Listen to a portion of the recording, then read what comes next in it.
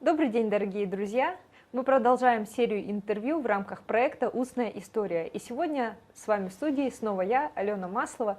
Мы поговорим о практиках адаптации переселенцев, которые жили и живут на территории русскоязычных сообществ. Это могут быть граждане РФ, это могут быть граждане других стран. Но самое главное, что они являются носителями русской культуры и русского языка.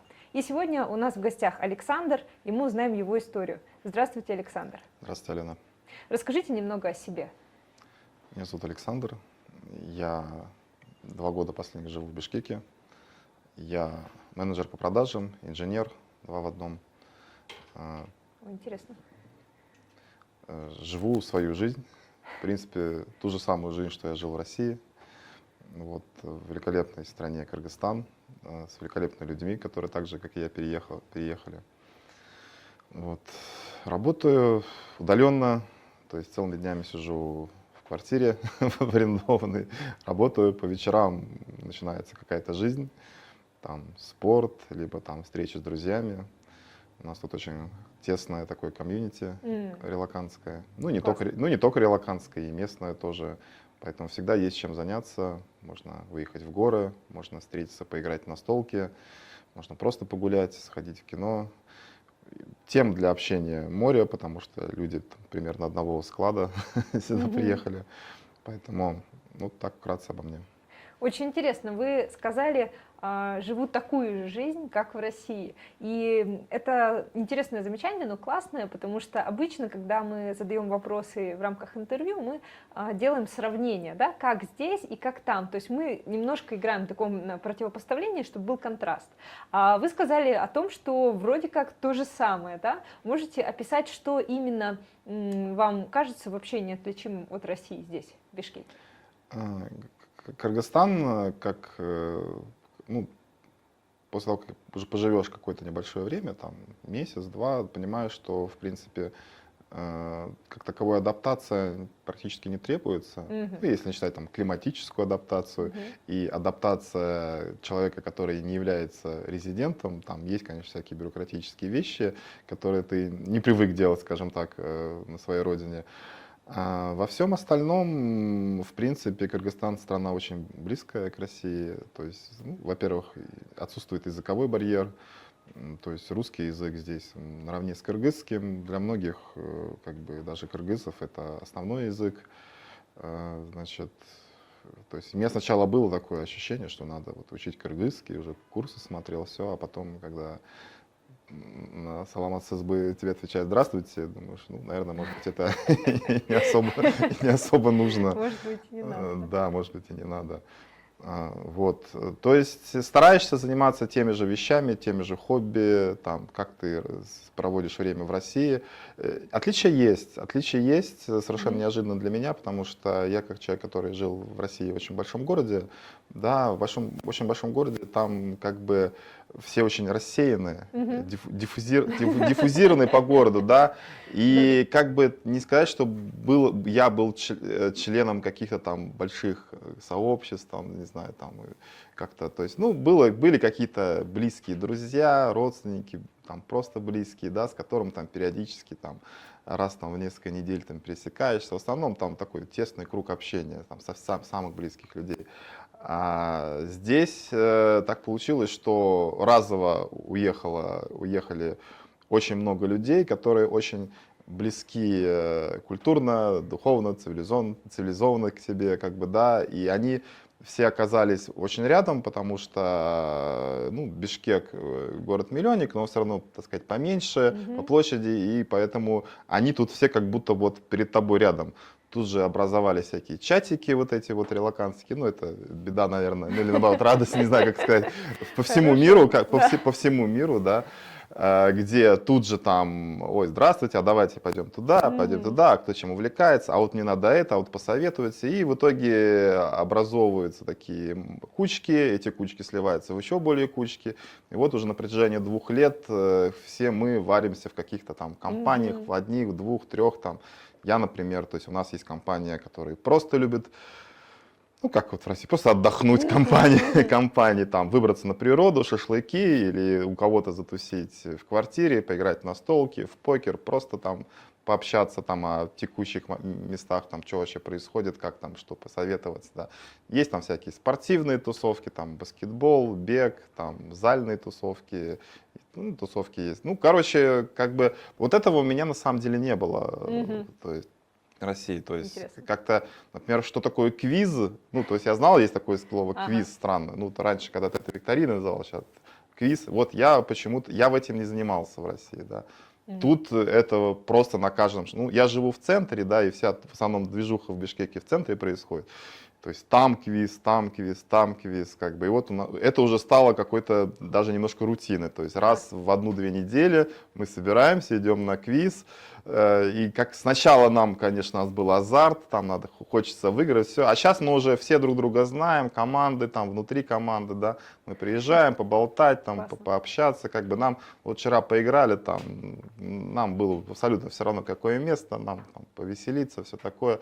Вот этого как бы не было почему-то, да, то есть как-то все было очень рассеяно, то есть жизнь была немножко более, мне кажется, однообразная. Вот, то есть возможности вроде те же самые были, да, но когда ты там один, вдвоем, вы там втроем, как-то вот все более статично проходит, да, когда вас много, куча, ну там у тебя группа, там несколько групп, в каждой группе там сидит там по 20-30 человек, и там все там давайте туда-сюда, короче, вот. Это для меня, вот прожив много лет, почему достаточно, почему для меня это стало вот чем-то новым, как бы необычно. Слушайте, очень интересно. Из вашего абсолютно интересного рассказа у меня возникло два вопроса. Вот один, например. Вы сказали еще в самом начале, отвечая на первый вопрос, что подолгу работаете, ну, сидя в квартире, да? И здесь по поводу работы такой вопрос. Удалось ли ее сменить, или вы не планировали менять, или, в принципе, ну, так я понимаю, работа по удаленке? Потому что у нас ребята удаленщики, да, кто приходит, они так и описывают. Я провожу весь день, сидя в квартире и работая, да, то есть я, допустим, тоже работаю на удаленке, и я понимаю, что это значит. Да, то есть это какой-то минимум досуга, в основном это рабочие будни, связанные с тем, что ты у компьютера. Вот. Когда собираетесь, как находите время, это вот один вопрос, да, по поводу досуга, по поводу компании. И второй вопрос, как с работы, да, то есть не поменяли ли и не планируете ли? Когда сюда приехали, многие вот мои соотечественники, у нас было такое общее мнение, что ну, на пару месяцев. Поэтому никто ничего менять как бы, и даже долго как-то планировать не собирался. Все думали, ну сейчас что-то 2 месяца, что-то уляжется, что изменится, непонятно, ну пару месяцев как бы, да. Ну, прошло 2 года, и тогда как бы никто не планировал, естественно, ничего менять. То есть все, кто уехали, это люди, которые, либо у которых могут себе удаленку позволить, либо которые, значит, уволились, ну, у них там какая-то подушка, видимо, финансовая есть, там, вот, на 2 месяца. Вот. А сейчас, по истечении какого-то времени, когда, ну, уже 2 года почти прошло с момента отъезда, и такое уже внутреннее ощущение сформировалось, что как бы возвращаться, честно говоря, уже не хочется. Ну, то есть я езжу иногда в Россию, там, с родными видаться, какие-то дела, которые только вот офлайн могут решиться. Но вот жить постоянно в России, ну, как бы уже не хочется. И, конечно, задумываешься о том, что надо бы уже как бы начать отвязываться от российской зарплаты и искать работу либо в местной, либо в какой-то международной компании, там, в Европу куда-нибудь, там, может быть, переехать там или здесь. Но лично в моем случае, как бы вот эта вот стабильность, эта долбанная стабильность, когда вроде как на жизнь хватает, еще что-то остается, оно как наркотик действует, и оно немножко в моей прокрастинации немножко подпитывает, и то есть я практически ничего не делаю для того, чтобы как-то в плане работы что-то поменять. Хотя надо, и при том, что есть возможности, и есть предложения, но для этого надо как-то немножко ну, усилия совершить как какое-то над собой, ну и что-то как-то, не знаю, чего-то не хватает, сил, психики, я не знаю, как это вообще, там, с психологом это проговариваешь как бы постоянно, что почему я не могу сесть, написать резюме, почему я не могу сесть, там, документ какой-то заполнить, там, международный, все, вот, ну, то есть, может, страхи какие-то, там, от чего-то нового, все, потому что здесь вроде как все понятно, ты живешь в стране, которая очень близка как бы к России, то есть тут все понятно. Язык, ты работаешь свою обычную работу повседневную. Мы, в принципе, в этом плане, в плане удаленки ничего нового. Ковид мы все проходили, также по домам все сидели, вот, там, в пижаме шли, там, или вообще без всего шли работать, как бы, да. Вот, то есть, вроде как так. То есть, на самом деле, есть понимание от того, что надо с работой вопрос решать, что так продолжаться. Рано или поздно не сам захочется, тебя закончить в этом плане, да, но пока ничего не происходит. Понимаю. Так. График довольно плотный, насколько я понимаю. Как удается совмещать работу и досуг? Договариваетесь на выходные встречаться? Ой, я недавно такую фразу услышал, что как бы не время надо искать что-то под личную жизнь, а надо как бы просто ее планировать, как бы, да? И уже искать время, как бы, а на работу всегда. Смысл в том, что удаленная работа, она предполагает работу по московскому времени, здесь оно 3 часа разница, поэтому до 12 часов, вот, пожалуйста, свободное время, делать, что хочешь. У меня немножко, вот, то есть в России как бы обычно как там, встанешь, там, или глаза продрал, поспал, поехал на работу. Там. Вечером вернулся, да, и вечером там зал, бег, там, пробежки, там, какие-то еще вещи. Ну, в России все равно предполагалось, что как это вот дружеское общение, оно в выходные предполагает. Здесь появляется окошко днем, ну, до 12, то есть достаточно много чего можно сделать. Главное режим построить, потому что режим у большинства из нас, как я выяснил, он вот такой. То есть вроде берешь себя в руки, встаешь там, как в России, в 7, ну хотя бы в 8, там помылся, оделся, там какими-то делами занялся домашними, там, сходил в магазин, там, может быть, даже с кем-то там встретился, там, побегал, попрыгал, вот, работаешь. Вечером, ну, я вот работаю где-то до 8 часов по местному времени, получается, да. Соответственно, вечер тоже есть, как бы в этот вечер тоже можно, ну, то есть возможности всегда есть. На самом деле, как бы, тут надо еще учитывать, что Бишкек, он город довольно-таки южный, ну и достаточно жаркий для человека из России, особенно человека с северных окраин России, как бы, да. И тут даже днем, как бы, днем, вот в летний сезон, а он здесь где-то с мая по сентябрь, вот так вот, если брать, то есть еще тут августом, летом не заканчивается, так сказать, в нашем понимании. Вот. Здесь на улице как бы не очень комфортно находиться в самом Бишкеке, да, поэтому вся движуха, она в любом случае происходит вечером, там, в выходные вечером или в будние вечером. Поэтому, несмотря на как бы, то, что такой график, немножко другое как бы, время, я вас уверяю, полно. Класс. Да. Очень интересно. У вас, кажется, футболка с кыргызским национальным орнаментом. Да, на Иссык-Куле купил на марафон, когда ездил.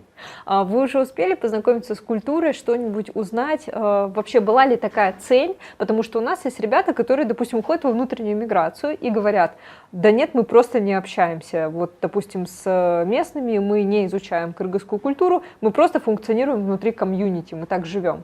А у вас была ли цель посмотреть что-то, почитать или просто услышали где-то краем уха? Мне сложно со стороны оценить мое увлечение в кыргызскую культуру. Если брать там письменность, то в это я точно не увлекался. Понимаю, что хотя бы Чингиза Айтматова надо прочитать, Пеговца, чтобы это у меня в виш-листе стоит, все прочее. У меня, скажем, больше такое, знаете, увлечение в гастрокультуру, то есть как бы местная еда, все прочее. То есть я даже какое-то время на себе это почувствовал, что она немножко прибавляет веса, потому что она такая более жирная, такая там более углеводистая, там, лагманы всякие и прочее, да. Поэтому я, скажем так, человек, который когда-то занимался там, ну, не профессионально, но очень активно туризмом, там, пещерами, горами и все прочими. Для меня здесь, конечно, просто Эльдорадо. То есть я в первые же выходные полез в горы и, в принципе, до сих пор. Вот у меня такое больше природное вовлечение, то есть я побывал, и не только Кыргызстан, Центральная Азия, то есть я Казахстан много где побывал, в Узбекистане был, во всех этих древних городах. Вот. В Кыргызстане, кстати, получается, так сейчас думаю, меньше всего, меньше гораздо мест был даже, чем в Узбекистане. Но в плане Кыргызстана мы часто, хотя бы раз в месяц выбираемся на природу в разные места, то есть ущелья, каньоны, горы. У меня было несколько восхождений там 2 дней с ночевками на вершины там. То есть вот на 4500 забирался пик-учитель, который тут у них в ближайшей округе считается самый высокий. Иссык-Куль, на Иссык-Куле много где были. Пару раз, ну, мы любим иногда просто поехать на машине там куда-то и по дороге там что-то цеплять. Пару раз попадали по дороге на Иссык-Куль, там заезжали в какие-то деревни, какие-то национальные праздники. Очень нам понравилась тема с тем, что всегда на национальных праздниках стоит стол с едой. И оказывается, это вообще для всех. То есть, ну, мы так иногда спрашиваем, что как нам. Вот, нам хотя бы фотки поделать, что всегда предлагают угоститься, там всегда рады гостям, всегда постоянно вопрос, как вам Бишкек, как вам Кыргызстан, вот это все. Вот, поэтому у меня такое увлечение более природное, наверное, все. То есть, ну, все равно достаточно много мест уже посетили, и в принципе, скажем так, если ко мне кто-то приезжает из России, я всегда могу выступить гидом, куда-то свозить. Здорово. Там уже и без навигаторов, уже в принципе ориентируешься вообще на изи во всем. Такое вот. Можно ли назвать это увлечением? Я не знаю. Увлечением, я думаю, да, потому что мы часто спрашиваем про еду, смотрите другие наши выпуски, связанные с пониманием, да, как наши переселенцы воспринимают культуру, одежду, это очень интересно. Бывают всякие увлекательные истории по поводу того, как кто-то впервые попробовал, да, например, бешбармак, кто-то попробовал бурсоки, то есть и люди делятся своими отзывами. Классно, что у вас вовлечение в культуру идет через практику. И вот здесь такая какая-то живая атмосфера нашего разговора натолкнула меня на вопрос, который мы обычно не спрашиваем и напрасно. Вот сейчас давайте проясним, попробуем. Да? Если у вас есть дети, я не знаю, да? Но как прошла адаптация? Есть ли у вас дети?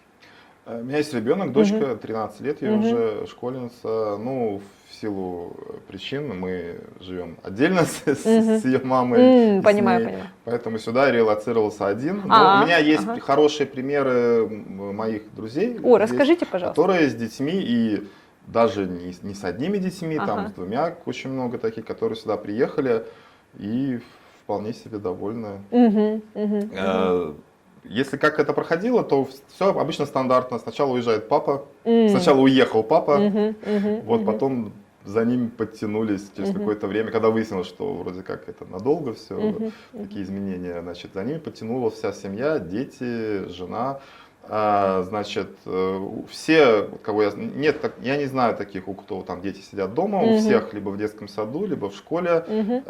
Я не спрашивал подробности, насколько это сложно, но видя, что 100% результат все в детских садах и школах, то это как минимум не сложнее, чем в России. Значит, что касается, опять же, адаптации, детские сады и школы в большинстве своем на русском языке, в большинстве своем, поэтому как бы языковых барьеров тоже нет. Вообще интересно, так вот, конечно, понятно, что в небольших городах и где-то в селах по-другому, скорее всего, но вот в Бишкеке чувствуется такая лесенка, да, вот маленькие дети, подростки, они все чисто по-русски, чем старше, там уже чуть больше кыргызского. Видимо, люди со временем начинают свой язык учить, как бы, да, потому что дети учатся в русскоязычных школах, и они там по-русски.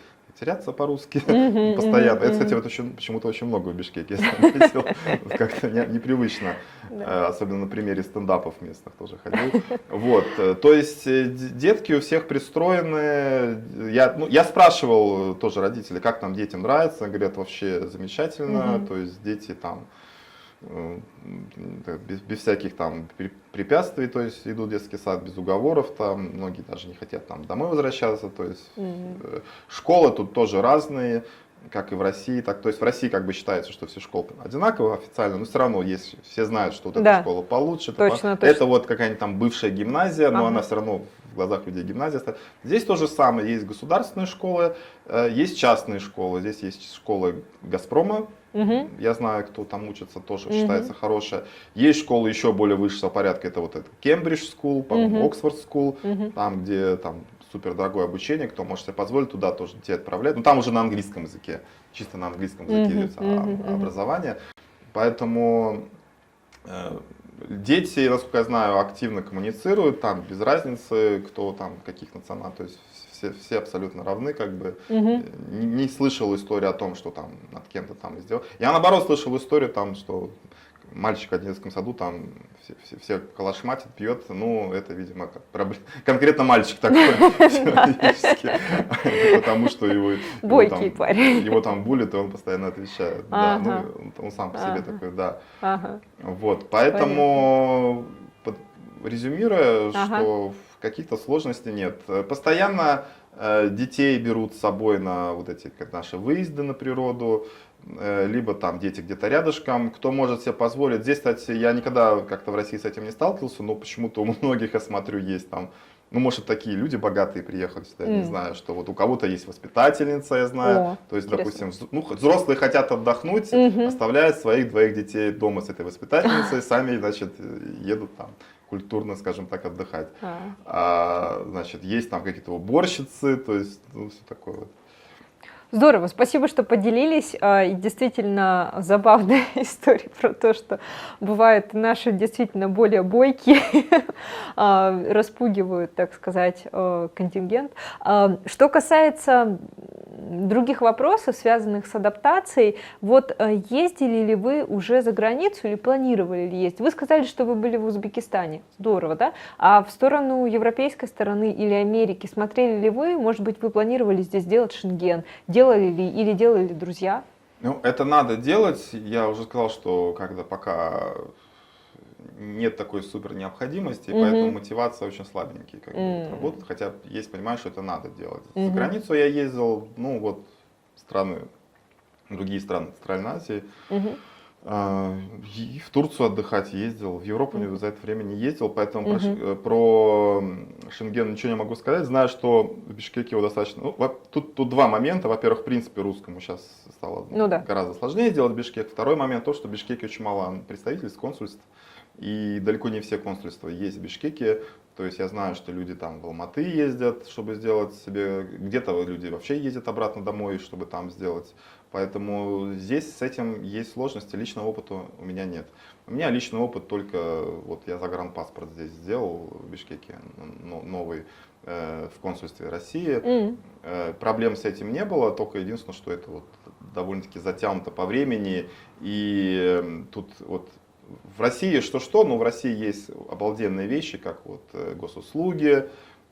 Все ругают, но они есть, и там много чего можно сделать, есть всякие многофункциональные. В общем, вот этот вот электронный документооборот, да, где, в принципе, всю рутину ты делаешь, там, сделал, назначил дату и уже там на готовенько идешь. Да. Здесь все-таки надо, здесь вам до сих пор как бы большую роль играет телефонный звонок, то есть надо дозваниваться, ну вот в частности в российское консульство надо звонить, там постоянно занято, в итоге, ну это мой опыт как бы, и в итоге ты дозваниваешься, там потом документы, там что-то не то оказывается, как-то, то есть как-то в России проще. Ну, паспорт я в итоге получил, как бы, проблем с этим не было. Поняла. Интересно, что, наверное, да, документооборот в истории, которую вы рассказали, он больше такой бумажный, да, то есть это твердый носитель. Но вот что касается ЦОНа здесь, Центр обслуживания населения, он является аналогом МФЦ, насколько я понимаю. Да. И в принципе он поживее, вот насколько я знаю. Ну, в ЦОНе не все сделаешь, там, у них немножко поменьше функционал, чем у российских МФЦ, но я с ним регулярно имею дело, например, я каждые полгода продлеваю регистрацию, это очень быстро все проходит. То есть, да, действительно, Кыргызстан, он тоже идет по пути цифровизации, по поводу электронного документооборота, то есть это даже за 2 года это ощущается как бы прогресс. То есть в плане, допустим, регистрации также там электронное там приложение есть, бронируешь время, приходишь с владельцем квартиры, и все, 10 минут, и вопрос решен. Это замечательно. Сейчас вот буду не продлевать, а менять права. Есть, у меня они буквально через несколько месяцев заканчиваются. Есть, оказывается, процедура, есть, видимо, соглашение между странами, что друг друга права признают. И если ты находишься, живешь в Кыргызстане, можно подать заявление на замену прав. То есть, как вот в России просто приходишь в МРЭО, там, или как это сейчас называется, и продлеваешь права себе за госпошлину. Здесь есть процедура по замене прав, то есть я меняю свои российские права на местные кыргызские, ну, собираю кучу доков, медсправки, сдаю экзамен, то есть учиться не надо. Вот сейчас я это буду проходить, но мне скинули там алгоритм, ну, побегать придется немножко. Вот, то есть удаленно там не все сделаешь. Вас поняла. Первое впечатление о Кыргызстане. Что вы знали о Кыргызстане и о Центральной Азии, когда вы планировали переезд сюда? Ну, как и у большинства, да, не только, наверное, россиян, да, Центральная Азия в первую очередь у всех ассоциируется с Казахстаном, ну, то есть это просто самая большая страна, как бы, и по населению, все знают Алматы, там, горы, Медео, это все. Вот. И Кыргызстан где-то там с юга граничит. Я помню, в свое время у меня коллега был, я там какие-то документы делал на него, там пропуски, смотрю, у него стоит это Ош Кыргызстан, и думаешь, господи, как это далеко, как ты там родился, все прочее. Сейчас понимаешь, что это меньше суток езды на машине. Вот, и про Кыргызстан знали, что много гор. Много гор. Ну, я человек такой, для которого география это, в принципе, самый такой, один из любимых предметов был в школе, и я всегда увлекался. То есть для меня, в принципе, весь мир в географическом плане более-менее известен. То есть для меня Кыргызстан не был чем-то. Просто знал, что страна, граничащая с Казахстаном, много гор, как бы есть, говорят по-русски, смотришь иногда новости, там в парламенте по-русски говорят. Сейчас, кстати, уже нет, сейчас идет такая больше на кыргызский язык, то есть там уже чиновников заставляют экзамен сдавать на знание кыргызского языка. Вот. То есть на самом деле знания были достаточно все равно поверхностные. Да? Я помню, незадолго до релокации Варламов приехал в Кыргызстан и снял вот эти вот. Ну, его понятно, его сразу возили по таким открыточным местам, то есть до которых надо еще доехать, как бы все прочее. Но вот как бы он показал, что вот смотрите, Кыргызстан это практически как Швейцария, только в Азии, все красиво, все вкусно. До этого еще у меня приятели ездили в поход многодневный, в пеший, то есть они 2 недели ходили тоже по Кыргызстану, тоже красивые виды, все.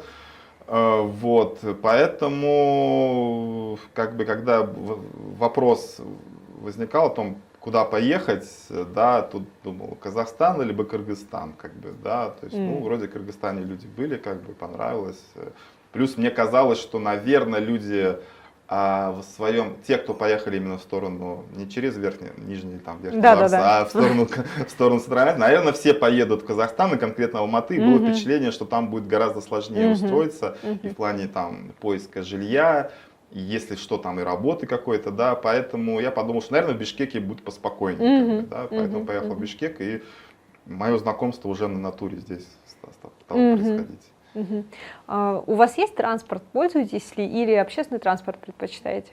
Первое время я очень много ходил, ну я как бы человек, который немножко бегом увлекается, и просто люблю пешком ходить, как вот я у себя в Питере это делал. То есть я много обходил, как бы, да, потом здесь довольно-таки дешевое такси, каршеринга здесь нет до сих пор, но здесь очень дешевое такси, то есть тут через весь город там 300 сомов проехать, ну это почти как 300 рублей. Вот недавно вернулся в Россию и обратно, я что-то взял специальный отпуск, совершил вояж на машине через Россию в Бишкек, поэтому транспорт интересно. У меня здесь есть, но он в основном стоит тут у меня на приколе, потому что, говорю, большую часть времени сидишь дома, куда-то пойти, вечером хочется ноги размять, как бы, да, идешь пешком. Поэтому, ну, очень удобно, потому что вот можно очень быстренько там Аларча, Алмединское ущелье, Иссык-Куль, очень красивые виды. Я еще когда ездил по этим местам, это тоже Иссык-Куль, когда я ездил там на такси, на чем-то еще, я думал, вот как бы здорово было бы на машине, так, это с ветерком. Вот, ну, мечта, ну не мечта, а цель осуществилась. Здорово. Очень интересно. Расскажите немножко про свое автопутешествие. Вы через Саратов не съехали или как-то по-другому? Немножко другой маршрут. Я сам из Питера. Да. Значит, я выбрал самый простой, какой можно маршрут, который мне нарисовал Яндекс.Навигатор, то есть через Москву по Платке и дальше от Москвы по Платке в сторону Казани, где-то там в Ульяновск. Через Казань. Да, ну там, не доезжая Казани, с Платки съезжаешь, с платной дороги. Заезжаешь в Ульяновск, это где-то 1700 километров, то есть в Ульяновске ночевал, потом, значит, через там, Самарскую область, Татарстан, в Оренбург, там граница с Казахстаном, Это было в марте, то есть погода везде была примерно, ну как вот, Мгм. где вторая была ночевка, ехали через эти степи, то есть вокруг тебя просто пустыня снега, ничего не меняется, периодически заправки, ну очень редко попадается, поэтому всегда было правило, чтобы полбака, если полбака, все, надо искать заправку, то есть на всякий случай. Видели сайгаков? Первый раз в своей жизни такие, как животные-инопланетяне, такие Я не очень, видела. очень такие, Класс. то есть с таким Ага. странным носом. Ага. Видели верблюдов, причем и одногорбных, и двугорбных Вот это тоже. да. Непонятно, это дикие или там пасут их. Ага. Вот, то есть ехали по степям до Актабе, там уже теплеть начинает, Актабе ночевка, потом до Кызыл-Орды, там ночевка, и от Кызыл-Орды уже до Бишкека. Вот. Поездка мне очень понравилась, потому что, ну, во-первых, считай, поперек всю Россию проехал, я как-то Мгм. больше там по северам ездил, по своим, как бы, да, я даже до Москвы никогда не доезжал, ну, я, в принципе, сейчас до Москвы не доехал, там, по окружной дороге, Да-да. вот, ну, мне было, кстати, очень интересно, потому что, скажем так, в повседневной жизни для меня было очень необычно. Понятно, что у нас Россия состоит из множества национальных республик, но как-то я привык, что в повседневной жизни все говорят по-русски, местные жители говорят по-русски. И когда я приезжал в Чувашию, там на заправке прям на чувашском языке, ну там Ого. и чувствуются такие, это же тюркские языки, да, как кыргыз. Хороший вопрос, надо Ну проверить. там чувствуются такие тюркизмы, Мгм. там сплошные, Мгм. там беш, Ну тогда, беш, тогда. эки, вот это все, когда они там Ага. деньги отсчитывают, Ага. короче, то есть ну, вот тоже у нас говорят на национальных языках, Мгм. интересно, так Мгм. необычно. Мгм. Вот, Здорово. да, то есть увидел, что такое вообще степи, то есть для Ага. меня степь раньше это было что-то непонятное, то есть как бы я живем посмотрел, но вот это очень понравилось мне путешествовать через Казахстан, то есть опять же вот это вот опыт езды по степям, когда ты вот просто едешь уже, с одной стороны спишь, Ага. с другой стороны восхищаешься вот этим океаном. Потом, когда уже в Южный Казахстан въезжаешь, вообще другой климат, уже такой довольно-таки тепло становится, вот эти вот верблюды начинаются, бегущие там вдоль шоссе, горы начинаются, вот эти, когда по перевалам вот так вот едешь, то есть я как-то тоже на машине никогда так не ездил. Очень здорово, там на одном ДПС, на одном пункте на стационарном остановили машину, ну, думал, сейчас, наслышал вот этих историй про казахстанских Мгм. Мгм. ДПСников, сейчас будут вымогать взятку. Нет, посмотрел документы, спросил, откуда, куда, поговорил за жизнь. Вообще, я заметил общее место в Центральной Азии у ДПСников, у всех, у них это поговорить за жизнь, что, откуда, зачем, куда. В России сразу переходит к делу. Ну, куда вы, Александр Викторович, так, Да. торопитесь? Ага, Это прям ага. нет. Тут нам надо весь пост с тобой поздоровается, там все просто обязательно, да. Вот, за жизнь, Да. ну и потом, а этот такой, ну, такой, давайте я с вами сфоткаю. И он со мной почему-то сфоткался. И дальше, ну, он, видимо, удивился, что, смотрите, Да. питерские номера, там где-то там в районе там Кызылорды оказался. Вот, и мы в итоге так вот 3 ночи, ну, Ага. налегке решили, там, то есть ночью надо спать, днем ехать. Вот так вот за 4 дня добрались до Бишкека. При переезде через границу в Кыргызстан меня сразу же оштрафовали, потому что там у них стоит знак стоп. Как Ага. выяснилось, даже 2 знака стоп. Ну, когда ты едешь 4-й день, как бы, Ну да, уже. вот, поэтому Тяжеловато. пришлось немножко поныть, сказать, байке полицейский, ну, 4 дня, глаз замылен, все, ну, сделал скидочку. Но все равно сказали мне местные, что это too much он с меня взял, просто с таких штрафов здесь нет. Супер, спасибо, очень интересно. Александр, вы сказали, что ваша страсть походы и увлечение туризмом и горами, и вы уже здесь побывали в походах. Расскажите также свой опыт, потому что история про автопробег была дико интересная.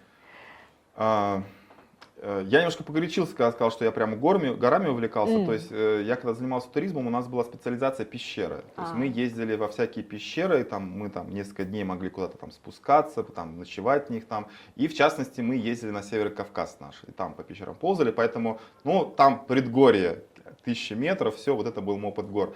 А здесь, когда я приехал в Бишкек и вижу, что тут вот эти вот огромные там со снежными пиками стоят, говорю, вот, обязательно надо туда. Вот. И так и произошло. В какой-то день, и в выходной, у меня как раз вид из окна открывает, ну я в центре живу, то есть парк, и вижу там горы, говорю, вот, надо на эту гору забраться обязательно. Открыл местный тут инстаграмы, телеграммы, порылся, нашел альпинистский клуб. Mount Club называется, если что, советую всем. Класс. Джунус Маметов, классный чувак. Ага. Списался, все, записался на восхождение ближайшее. Значит, пик Учитель — это, скажем так, самый высокий из местных пиков, на которые ходят без специальной, без специальной подготовки. Единственная подготовка, которая там нужна, это физическая. То есть надо быть физическим достаточно подготовленным. Ну, то есть человек, который там регулярно входит в зал, там где-то бегает, в принципе, как мне кажется, справляется. Да? То есть с дивана туда, я знаю прецедент, когда люди разворачивались сложно. Вот, значит, двухдневное восхождение с ночевкой в горах, с акклиматизацией, потому что чувствуется, что там немножко кислорода не хватает, там появляются какие-то побочные эффекты. Значит, самое сложное, на самом деле, для меня во всем восхождении было это в 2:30 ночи проснуться. Ну, сложно это сделать, когда ты привык там, в 12 ложиться, а то и в час. Ну, да.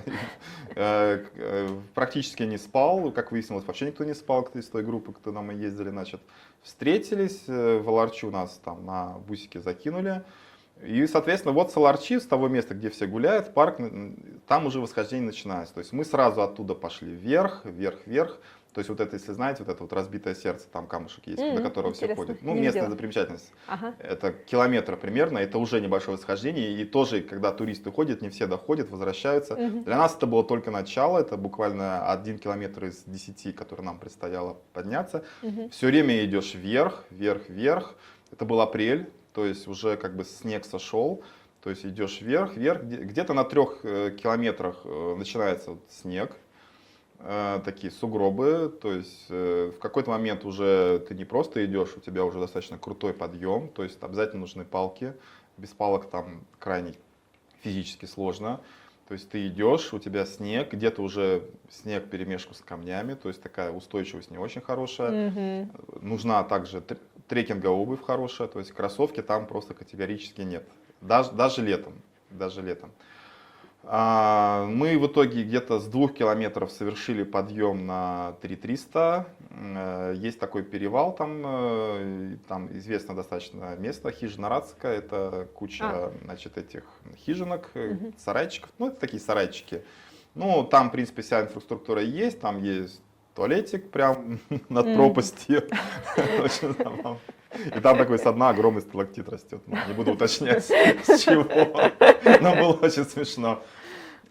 Есть водичка, ну то есть там водопадик, и там шланги, трубы, то есть можно чайник, там воды набрать питьевой, можно чистой горной, можно чай скипятить. Есть даже небольшой барчик, если вечером там кока-кола, виски и все прочее. Хотя говорят, алкоголь у нас был строго запрещен, но он там продавался. Значит, на 3300 мы ночуем. Под нас была забронирована, ну это такой все в пакетом входит, такой, скажем, тур забронировано, значит, там, значит, в хижине мы ночуем, значит, ночью там, конечно, сумасшедшие виды, то есть, ну, какие виды? Тут там, в принципе, отсутствует искусственное освещение, кроме фонариков людей там, да, и, соответственно, ты ночью, когда солнце садится, и вообще и ночью, когда уже все спят, кромешная тьма, ты даже, в принципе, очертания гор не всегда видишь, но открывается безумный вид на небо, то есть никакой засветки от городов, от деревень, ничего, никаких столбов фонарных, то есть видно небо, идеально виден вот Млечный Путь, то есть обычно ты просто в городе видишь звезды, а тут ты видишь прям вот это, как это концентрированная полоска вот этого, то есть обычно когда вот долго снимают на фотокамеру, это видно, а тут видно прям глазами. Очень холодно уже становится, то есть это было где-то конец апреля, когда в Бишкеке уже там где-то 20-25 градусов, то есть и чем выше идешь, тем холоднее. И вот ночью на 3300 было уже где-то минус 5 градусов. Утром у нас подъем начинался уже в 4 утра. Было так холодно, что мы вот все, что было из одежды, все на себя одели. То есть у меня были запасные штаны, они у меня стали вторым слоем. То есть я там надел 2 или 3 футболки, которые у меня были с собой тоже там запасные. То есть куртку, там это худи, все на мне, шапка. Очень яркое солнце, там просто там уже когда снег начинает, там и так солнце в горах яркое, плюс снег, то есть у меня специально для этого похода были куплены очки, которые вот самые такие темные очки, которые были в магазине специально для гор. Вот. И уже непосредственно вот с хижины Рацика 3.30 начинается вот настоящее восхождение, когда ты там не вот ля-ля-ля идешь, там, ну, с палочками, но все равно там гуляешь. Тут уже начинается работа, потому что уже очень крутые подъемы. Трава, грунт, даже снег, это превращается уже в глыбы камней.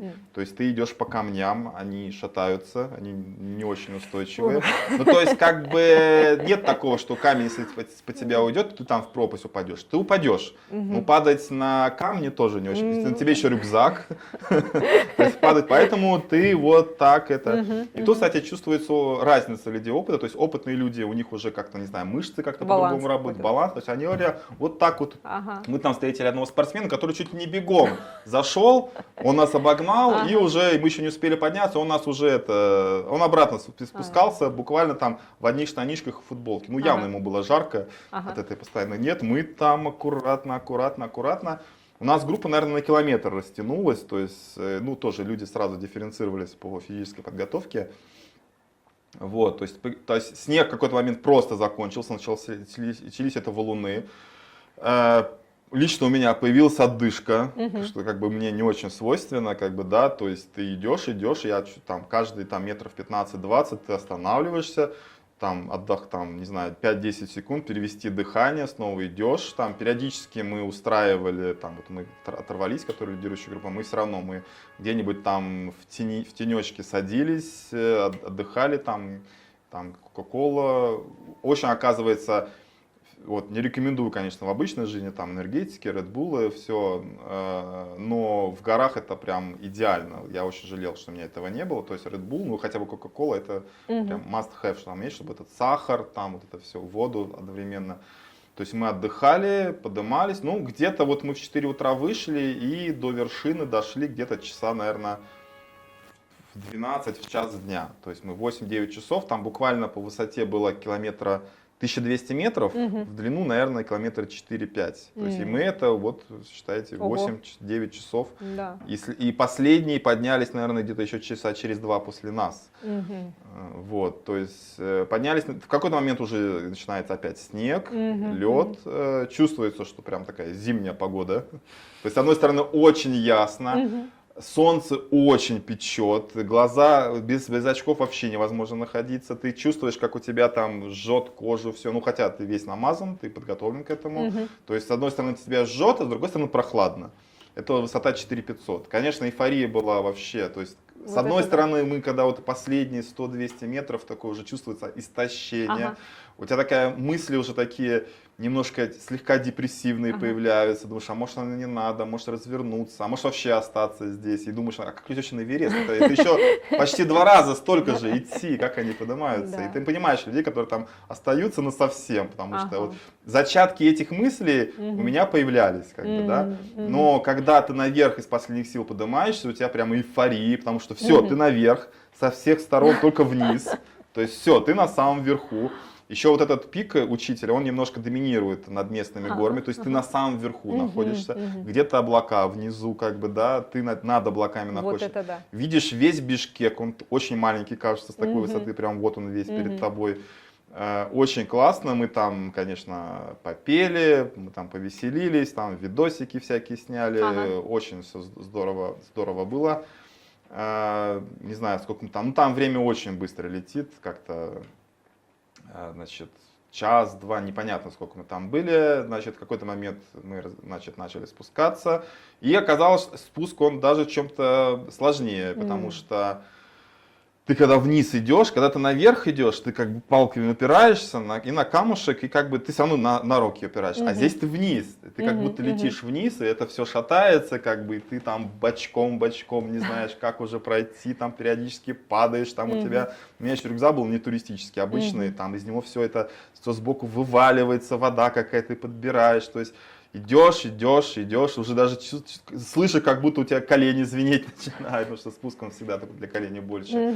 И сложность в том, что обратно это уже без ночевки, это сразу вниз, до самого конца, то есть 2 километра, ну, с небольшой остановкой в хижине Рацика, потому что основные вещи мы там оставляли, то есть их надо подобрать, водички попить, там перекусить, ну, часок где-то, и снова идешь вниз. И где-то уже, не знаю, к 7-8 вечера мы к Валарчу спустились.